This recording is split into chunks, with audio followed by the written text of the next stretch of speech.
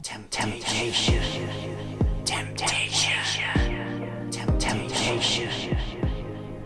Truth is, there's never been a more tempting time to buy or upgrade to a full-frame mirrorless camera and take advantage of their amazing video capabilities. In this video, I'm going to take a look at a few pros and cons of going full frame. So if you're like me and you've got a bunch of Micro Four Thirds kit and you're curious as to whether full frame cameras can really do stuff that your Micro Four Thirds cameras cannot, then stick around. I've got some details and a few surprises in store. When I was a little kid, but I had something big to think about, I used to sit right here at the bottom of the stairs and think it through. And you know what? Old habits die hard, so I'm back here with my top 3 reasons to get into full frame video. First off is that lovely shallow depth of field, and it's much easier to attain that look on a full frame camera at f4. You'll get the same shallow depth of field as you would on a Micro Four Thirds at f2, and that is fantastic. Next up are those lovely full frame sensors. They're way bigger than Micro Four Thirds sensors, and they give you cleaner images in low light. The third plus point for getting into full frame is that some of these cameras have got fantastic codecs. They've got 10-bit 420 or 10-bit 422. Some of the top end ones have even got raw recording, or they will have very soon. And that is amazing. It just means that when you shoot your footage and you get it into post-production, you've got dynamic range, you've got latitude, you can push the grades harder, and overall it just means that you've just got better quality footage. So for me, the 3 biggest cons, the downsides of getting into full frame video are, first off, expense. Once you've bought your camera body, you're then going to need lenses and batteries, possibly a battery grip or adapters for your existing lenses. And these things all come, at an expense. And if you're into a system such as L-mount, those lenses are pretty pricey and there's not many available. So that's also another consideration. Now my second downside is also one of the pluses, which is shallow depth of field. If you've been working in Micro Four Thirds and you're used to getting things in focus with that, and you're used to a deeper depth of field, you really will have to relearn and rethink it a bit. If you're starting to use faster glass, then you're also going to probably need a monitor if you don't already have one, because critical focus is even more critical in full frame. Sure, it's amazing when you get it right, and you definitely do not want to get it wrong, but all of that comes again at an expense.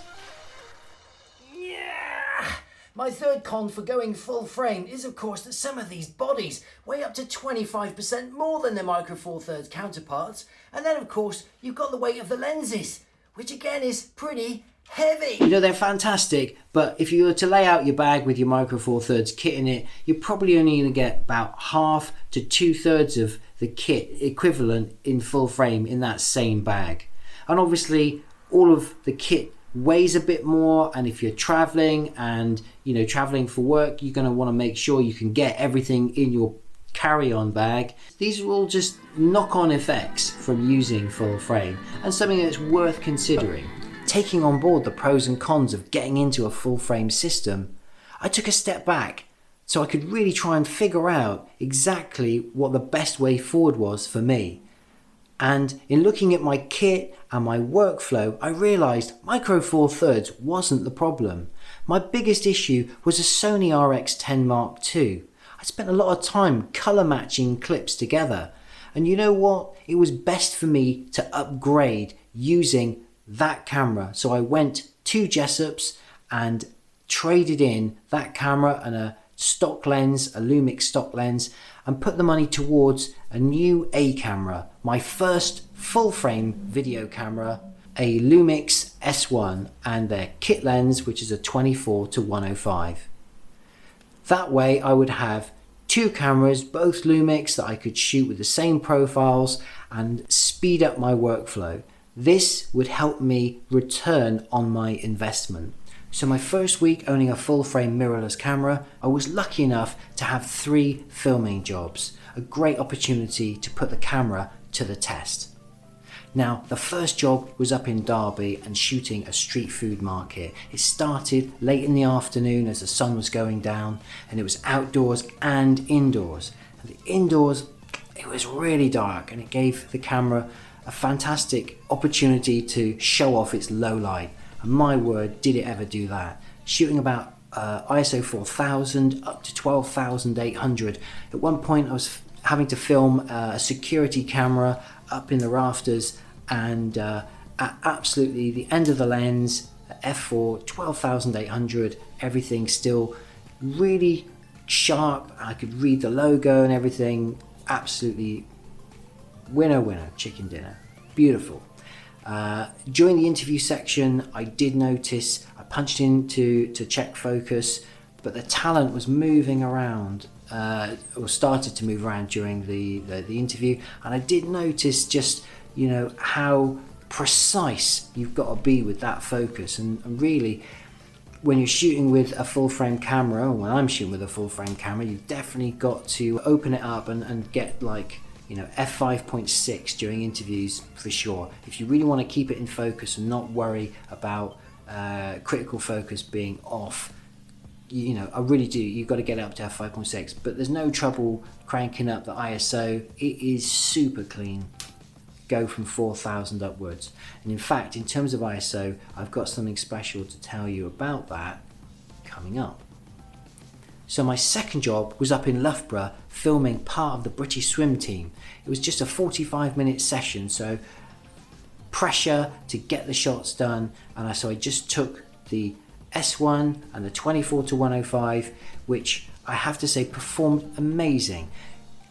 During the session, I had to film them going up and down the lanes, they're different strokes. So for that, I used the pixel to pixel mode to punch in and use a crop part of the sensor, 2x crop, turning that lens into 210 millimeters. It allowed me to track up and down and get the shots I needed. Put the camera back into the full frame mode at the end of the lanes to get the hero shots and shots of the coaches and their clipboards and all that stuff. It worked absolutely perfectly. If I was using a micro four thirds camera, I was certainly have had to have changed lenses, which really wouldn't have been suitable or anything I want to have done in a swimming pool where there is loads of moisture and heat. And under the pressure of a 45-minute session, you don't really want to start changing lenses. So as such, one camera in on the job, done. Really, really good stuff.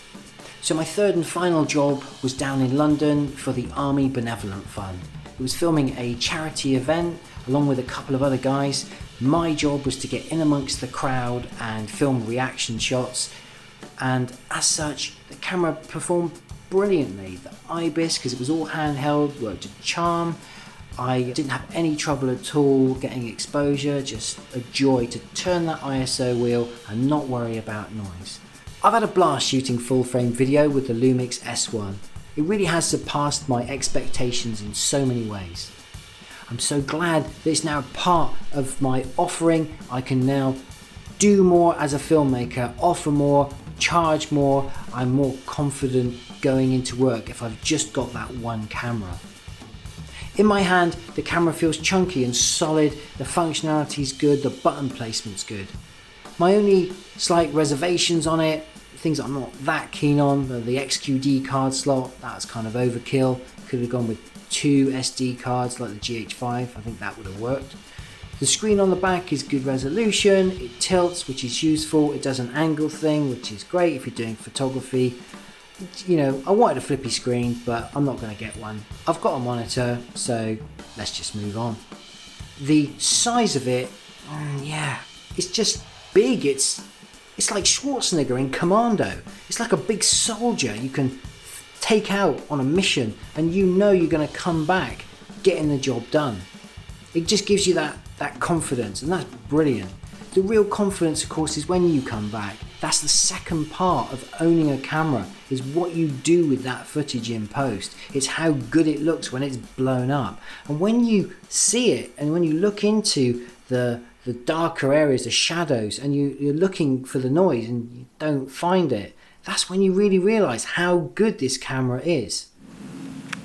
There's 12,800, 16,000, 20,000. Now I did a little test in vlog mode. I put the lens cap on, and when you go up the ISO range, 640 is your base ISO where it's all clean, and as you rotate the ISO dial it gets noisier and noisier. If you've got the peaking on, you can see it starting to shake and vibrate, up to 3200 where it's, it looks pronounced, even though there's not too much of it even in the image, but it is pronounced. When you get to 4000, boom, it goes blank again. There appears to be a dual native ISO in this camera. If it's not that, what is it? On the S1H, Lumix state about it and it's there, but they're saying it's a different sensor in the S1. Maybe it is a different sensor, but whatever's going on with the S1's sensor, whether it's dual ISO or not, there's definitely a benefit to be had at shooting above 4000 if you're working in low light and want the cleanest images. So that's it for this video. Like it, subscribe to the channel and watch all of the other content. There's some fantastic interviews on the channel, so please do watch that. If we can get this channel monetized, then I can spend more time making great content just for you. If you'd like to leave some comments or get in touch, please do. I'm open to your suggestions and making the channel as good as it can be. So that's it from me. I'm Adam Loretz. Until next time, bye for now.